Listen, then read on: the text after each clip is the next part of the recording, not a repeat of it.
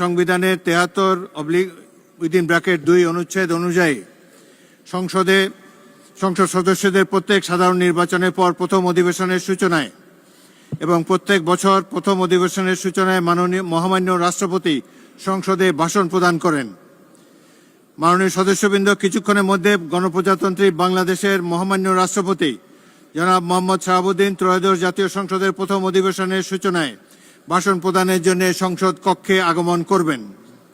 মাননীয় সদস্যবৃন্দ, আমি এখন মহামান্য রাষ্ট্রপতি জনাব মোহাম্মদ শাহাবুদ্দিনকে তার মূল্যবান ভাষণ প্রদানের জন্য অনুরোধ জানাচ্ছি।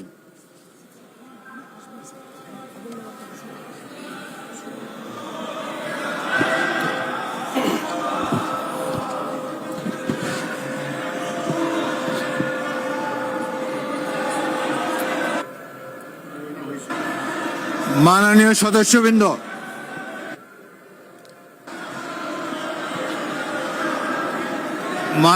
সদস্যবৃন্দ, অনুগ্রহ করে আমার কথা শোনার চেষ্টা করুন।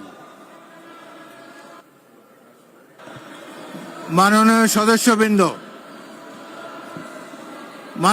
সদস্যবৃন্দ, আমরা মহান জাতীয় সংসদে কার্যপ্রণালী বিধি, সংবিধান এবং রেওয়াজসমূহ অনুসরণ করতে চাই।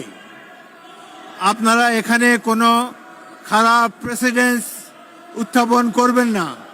দয়া করে আপনাদের আসনে বসুন এবং মহামান্য রাষ্ট্রপতির ভাষণ শোনার জন্য অপেক্ষা করুন। মাননীয় সদস্যবৃন্দ, সংসদের শৃঙ্খলা বজায় রাখুন।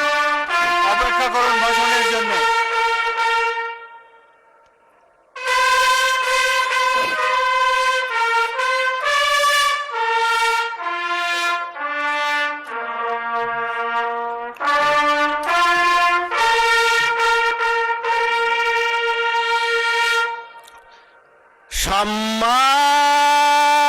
সম্মানিত সদস্যবৃন্দ, মহামান্য রাষ্ট্রপতি,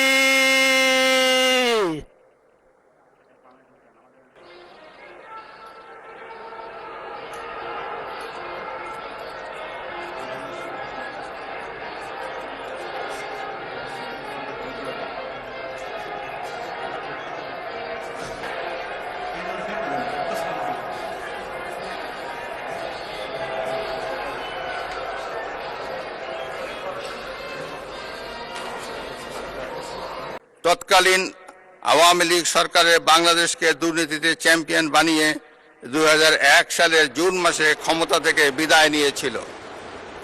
2001 সালের অক্টোবর মাসে পূর্ববর্তী সরকারের রেখে যাওয়া দুর্নীতিতে চ্যাম্পিয়ন বাংলাদেশের দায়িত্ব নিয়ে বেগম খালেদা জিয়ার নেতৃত্বাধীন সরকার দুর্নীতি দমনে কঠোর পদক্ষেপ গ্রহণ করে।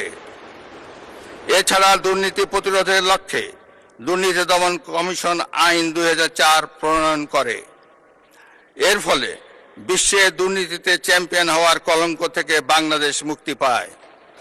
2006 সালের অক্টোবর মাসে বিএনপি যখন রাষ্ট্র ক্ষমতা থেকে বিদায় নেয়, তার অনেক আগেই বিশ্বে দুর্নীতিতে চ্যাম্পিয়নের কলঙ্ক থেকে মুক্ত হয়ে বাংলাদেশ এশিয়ার ইমার্জিং টাইগার হিসাবে স্বীকৃতি পায়।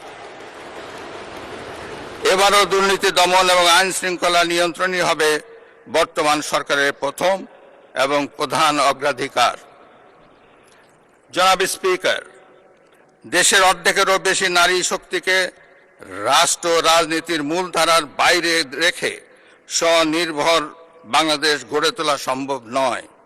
নারীর অর্থনৈতিক ক্ষমতায়ন নিশ্চিত করতে বর্তমান সরকার নানামুখী পদক্ষেপ গ্রহণ করেছে। এরই অংশ হিসাবে বর্তমান সরকার দেশের প্রতিটি পরিবারের নারী প্রধানের নামে ফ্যামিলি কার্ড ইস্যু করার কার্যক্রম চালু করেছে। প্রতিটি পরিবারে নারী প্রধানের নামে ফ্যামিলি কার্ড ইস্যু হলেও প্রথম পর্যায়ে প্রান্তিক ও নিম্ন আয়ের পরিবারগুলোকে আত্মনির্ভরশীল হতে ফ্যামিলি কার্ডের মাধ্যমে নগদ 2500 টাকা কিংবা সমপরিমাণ প্রয়োজনীয় খাদ্য সহায়তা দেওয়া হবে।